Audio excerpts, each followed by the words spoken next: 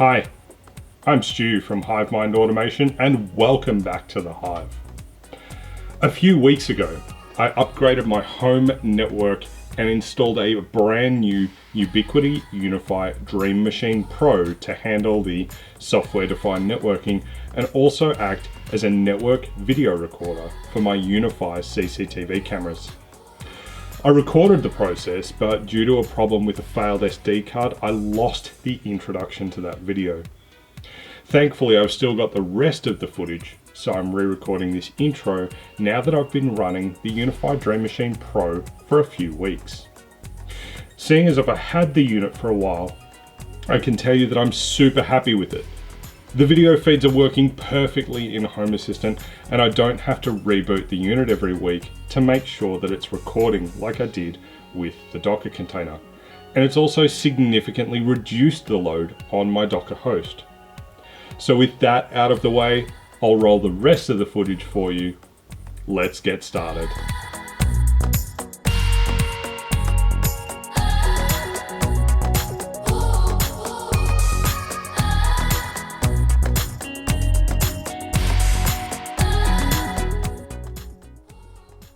Hi, I'm Stu from HiveMind Automation and welcome back to the Hive. In this video, I'm going to open this big box, which contains my brand new Ubiquiti UniFi Dream Machine Pro. We'll set it up and take a look at integrating the UniFi Protect CCTV into Home Assistant as well using the HACS integration. And if we've got time, we'll reintegrate the UniFi controller from the UDM Pro into Home Assistant as well. There's a lot to cover in this video, so fair warning, it's probably going to be a long video, and I might even break it up into a two-parter. So while I unbox this, let me start by letting you know that I did spend my own money to purchase this unit. So my opinion is not swayed by any commercial deal or anything like that. Because I've spent my own money to get this device, I've also spent countless hours researching and putting together pros and cons lists of the product to make sure I'm not just better off digging a hole in the ground and throwing the money into that. Speaking of money, the recommended retail price on this is $379 US. In Australian dollars, it can be up to twice that much depending on your retailer. I picked this up for $679 from ScorpTech Computers. So after all the research and umming and ahhing, I did choose the UniFi Dream Machine Pro for a couple of reasons. Being rack mounted, it mightn't be the most practical device for home use, but it does act as a router, a firewall, intrusion detection and prevention appliance, a managed switch, a CCTV controller, software-defined networking controller, access control server, and voice over IP phone controller, all in a 1U form factor. It is absolute overkill for home use, but I think it's perfect for small to medium enterprise use cases. And I'm no stranger to using enterprise hardware in my home network anyway. As I've already got the UniFi UAP AC Pro Wi-Fi access point and the UniFi CCTV cameras, the UDM Pro provides me with a single pane of glass to manage those services, not to mention allowing me to remove some load from my Docker host by offloading the network controller and the video controller to the UDM Pro instead of hosting those in a Docker container. Lastly, Ubiquiti signaled earlier this year that they were no longer going to support the UniFi video controller platform and that there would be no more updates, and that they were going to then focus all their CCTV efforts on the UniFi Protect platform. So without any more faffing about, let's pull everything out of the box, and on top we've got a smaller box and inside here we've got some hardware. So let's take a look. We've got our power cord. We've also got some rack ears in here to attach it into our rack. There's the rack ears, and we've got this little package here as well, which I think just slides open. Yep. And we've got some rack cage nuts, some mounting screws for the ears, and some mounting screws to put a drive inside the machine as well. And we've got some little rubber feet if you wanted to desk mount that. The packaging for that is actually really quite nice. It's just some foam rubber inside a cardboard sleeve, but all of those screws stay in there really well. So we'll pop those aside and we will open the bigger box and pull out the unit itself.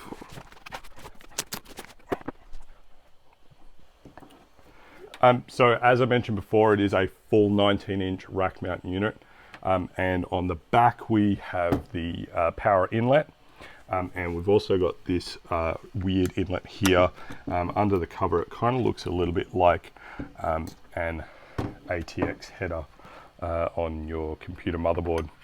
That's actually a redundant power supply connector for use in data centers. Ubiquiti do have some separate redundant power supplies that you can purchase to plug into that port. So if the power supply inside the UDM Pro fails, the redundant PSU can take over, and then your network's not down while you source a replacement UDM Pro. It is a little surprising that the power supplies in here aren't modular, nor is there a redundant power supply built in like you might see on some other enterprise network gear like Cisco switches and routers. We will spin around to the front, and this is of course where the excitement is. Let me put it up the right way. Now over on the left hand side here we have a small touch screen, and we can peel the cover off that. Oh, that's satisfying. And that touchscreen lets us view some statistics and some settings on the UDM Pro in real time, right on the front of the device. Now, honestly, I don't know how much use I'm going to get of that in production, but it is there. Moving over to the center of the device, we have our drive bay. Now, if I push in on the drive bay,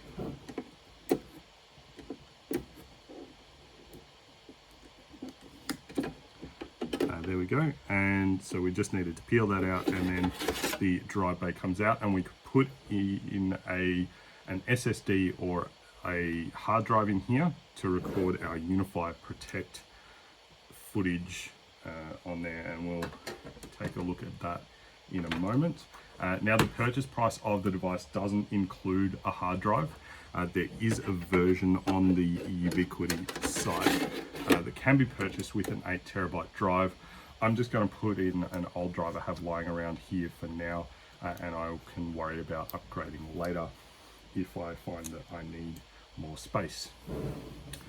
So then over here we have 8 managed switch ports. Now these are not power over Ethernet, which is a little bit disappointing, but I'm not too worried because I do have a 48 port power over Ethernet switch already in my rack. And lastly, we have our 3 ports over here. So our WAN port, which is an RJ45 port, an SFP plus port for WAN, and then an SFP plus port for LAN. So those are SFP plus ports, which mean they support 10 gigabit either fiber or copper for quite a bit of future proofing. If you've got a large enterprise network, you'll probably have a WAN coming in over SFP plus, and then stacking other switches on SFP plus as well. You may also be able to get an SFP plus network card for a server, and so I may in fact look at doing that with my own server so that I can put 10 gig between my server and this controller as well. And if I do go ahead and get a 10 gig card in my server, then I'll be interested to see how that goes. And lastly, on the front here, we have a reset button. I'm not sure how well you can see that, just to reset it back to factory settings. So I'm going to pause the recording there. I'm going to put the ears on this, put a drive into it, load it into the rack, plug it in, and when we come back, we'll take a look at setting it up. And then start exploring. Now we can set it up using the mobile app or our web browser. I'm going to give the mobile app a go and see if it works. Failing that, I'll go with the web browser option. Okay, so I have got the UniFi Dream Machine Pro racked and stacked in the network rack. Now, it's a good thing that they provided cage nuts and screws. Interestingly, the cage nuts and screws that they provide are not the same as the ones I already had. So what we're going to do is go to setup.ui.com. So setup.ui.com, and we've got our UniFi Dream Machine Pro setup. So I will take that full screen, and it's testing for an internet connection. We might need to use some advanced internet options here. So yeah, it couldn't find it, so advanced internet options. So my internet connection is a PPPoE, and I need to put in my username and password here.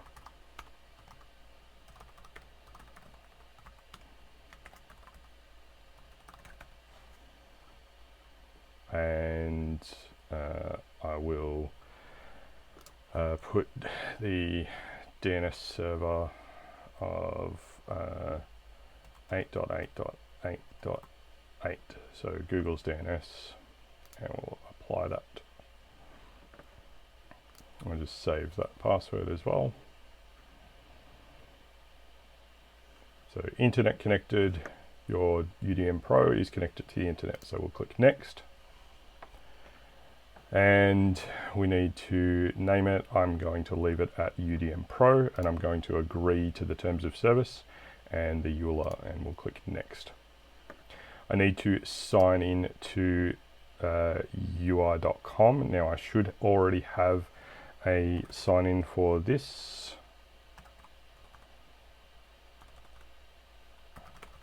And my two-factor authentication. Now we've got our update schedule. We've got daily at 12. I might just change that to 3 AM, and we'll go next. So basic configuration, auto optimize. So it'll automatically detect and set the most commonly missed but vital settings for improved Wi-Fi and network performance. I'll leave that on, and we'll leave send diagnostics and performance information off. So we'll hit next. And it's going to run some speed tests on my internet connection now, and set some settings to make sure that everything is good to go. Okay, so we got our test results. Our down was 106 and our up was 37. What we need to do here is adjust the speeds to what the ISP has promised. So I have a 100/40 link, and we'll click next. So we've got remote access enabled, the Ubiquiti account, the location, the time zone, and automatic updates, and we'll click finish. Now it's setting up the device. It might take several minutes. Okay, so now we are at the dashboard of our UDM Pro, and we've got the network here and nothing else. What I'm going to do is go to settings, and we're going to go to applications over on the left here, and I'm going to install UniFi Protect. So we see we've got network, that's automatically installed because the software defined networking controller is already there. Protect we need to manually install, and it says installation failed, and I'm not sure why. I'll have to come back to that. We've also got access for access control, and there's also talk is something that we can do as well. Let's take a look, see here. So internal storage, disk storage. Installation failed again. What I might do is go back to general, and I'm going to check for updates to make sure that 168 is the current firmware, and it looks like it is. I'm going to check that I can get out to the internet, which I can get out to the internet. So everything is up and running. I just need to sort out the Protect installation. So what I might do is reboot the router. So we'll go to advanced, and we will go to a restart device, and we'll confirm that. So it's going to reboot and take a few moments to start back up. So it's back up now. Let's go back to applications, and appears to have installed everything actually by the looks of things. So now if we go to this grid here, we should have Protect, and excellent. So Protect is running after I ran that update. So again, I'm going to pause the camera there. I'm going to adopt my existing cameras after turning off my UniFi video controller to take care of that. So we'll be back in just a couple of minutes after adopting those cameras, and then we'll take a look at setting up those cameras in Home Assistant. Okay, great. So the cameras are now adopted in UniFi Protect. I haven't done any other setup. I do need to set up the recording schedules, etc. So what we actually need to do here in order to make this work is we'll go back to local portal, and we need to create a separate user for our account here. So what I'm going to do is add user.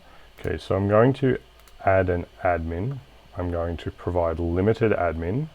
I'm going to provide no access to anything but UniFi Protect, and we'll leave it as administrator access to UniFi Protect, and it's a local access only account, which means we can call the local username has, and the local password we'll provide it is that. We won't worry about, we'll give it a first name, Home Assistant. So it's a limited admin local access only, and we've provided it access to UniFi Protect. We will add that user. So now we have this Home Assistant limited admin user. We're going to go back to Home Assistant, and you saw in the past we installed hacks. We installed hacks in another video, and in that same video in the integrations I installed the UniFi Protect integration, which means that I can go to configuration, integrations, click on the add integration button down here, search for Protect, select UniFi Protect, and type in the IP address, so which is 192.168.1.1, our username has, and our password, and we'll tick anonymous snapshots, that's fine, and we'll leave those settings as auto and always off. Now we don't need to change the setting here because we're using a UniFi OS device. If this were a CloudKey Plus or CloudKey Gen 2 Plus, then we would change that to 7443. We don't need to. And also this scan interval, we're using a UniFi OS. We'll leave that where it is. Again, if you're using a CloudKey Gen 2 and lots of cameras, we could turn that up a little bit. We'll hit submit, and we've got it set up. So the UDM Pro we will put into the office. Front door camera we will put at the front porch. Driveway camera we will put at, well, let's look at the front porch now. Office camera we will put in the office, and lounge camera we will put in the room, and we'll click finish. Okay, so that is the UniFi Protect configuration set up. So now if we go back to the overview, we should now be able to scroll down, and we'll see the driveway, the front door, the lounge, and the office are recording. And we've also got some information here about the cameras in the different locations. So we see that we've got record motion front door, record motion driveway, and record always driveway, and record always front door. So I can actually turn those off and turn those on so that they'll only record on motion. And we can also turn on smart record on the driveway. It doesn't like that for some reason.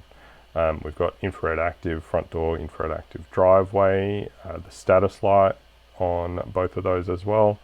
HDR mode for the driveway, and high FPS for the driveway. That's a better camera, the driveway camera. And if we click on the feed here, it seems to be struggling to pull that through. Let's refresh the page. So again, you'll see in the office, we've got motion and record always. So I will change those there. And the infrared status as well, and the status light. And also in the living room, record always and record motion, infrared and status. For whatever reason, the camera feeds are not showing up at the moment. I will bash on that in my own time rather than taking up any more of yours, but we should be able to get those camera feeds showing up in Home Assistant as well. And we can also see that we've got these motion sensors for each of the cameras that have motion detection enabled. So we've got motion front door, motion driveway. So we can now actually use those sensors, those motion sensors, to start working on automations within our Home Assistant as well. So we've got some additional motion sensors, which is fantastic. So now we've got a bunch more control over our cameras from Home Assistant, and we've not lost any of the functionality from the new UniFi network controller either. I'm not currently aware of any UniFi Access or UniFi Talk integrations for Home Assistant, and I haven't seen whether or not I can actually get the traffic data from the UDM Pro into Home Assistant. But if those do come up, I might take a look, though UniFi Access is probably not ideal for home use, great in an enterprise setting. I will say that I can't recommend that you go out and invest your hard-earned money in one of these for your home unless you have a very high-speed internet connection and you feel that you are going to utilize all of the functionality. If you are in the market for a small business or medium business router, then honestly you would be hard pressed to do better than this. If you're interested in getting one for your home or business needs, I'll drop an affiliate link in the description below. Buying through my affiliate links doesn't cost you any extra, but it does help support the channel. In fact, the Amazon price in the link below at the time of recording is actually less than what I paid for the UDM Pro from a local supplier. The UniFi Protect integration with Home Assistant should only be slightly different if you're using something like the CloudKey Gen 2 Plus. So if you are already in the Ubiquiti ecosystem, you should be good to integrate into Home Assistant. This router has a lot of features packed into a single rack unit.